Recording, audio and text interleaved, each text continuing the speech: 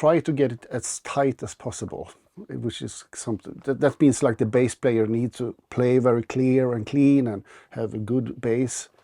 So that can fuck it up, and if it's playing on double strings and stuff like that, and it's just like, no, it's not going to work. Obviously, with certain bands, you got to use a lot of beat detective and quantization. Yeah. Is it something that you try and avoid, or is it something that you use for most projects?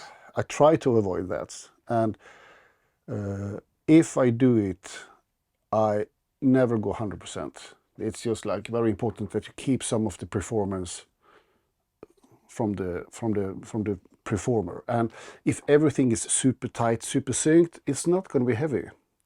So you need to have some, you know, errors in there. Human feel. Yeah, human feel. Yeah. So that's why when I'm tracking guitars and bass and stuff like that, if it's not good, redo.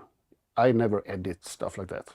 What do you feel are the central challenges for mixing metal music, something obviously that you're very skilled at, compared to other genres? We were talking about country music earlier on, but specifically about metal music, what do you feel are the central challenges that differ it from other genres? I've done some pop projects recently, and that's also because I have not been working so much with that. That's been pretty hard also, to be honest.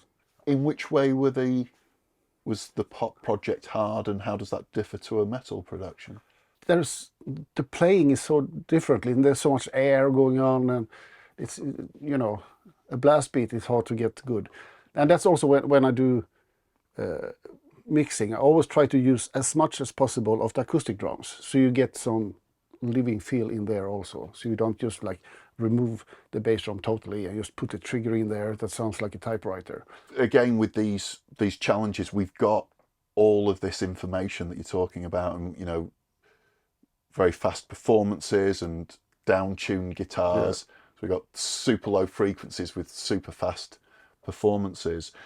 What do you feel are the main solutions to these challenges?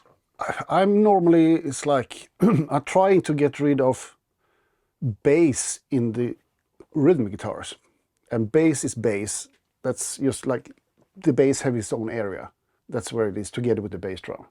And they have to work together, so you can hear the bass and also hear the bass drum and the punch in the bass drum. So what I normally do, like with the guitars, that started with actually early in the 90s. I took a compressor and let it work only in the bass frequencies. So when the guitar go like dun, dun, dun, dun, dun, dun, the compressor goes in and start compressing only in the bass. So that's a trick I have to, like, so it not go like this. And so from a frequency perspective, is there any general areas where you'd say, okay, well, below this point is the bass and above this point is the guitar? Not in a frequency, because also depending on the tuning. If somebody's tuned in D or somebody's tuned in B, there's different frequency. So there is no, you have to listen.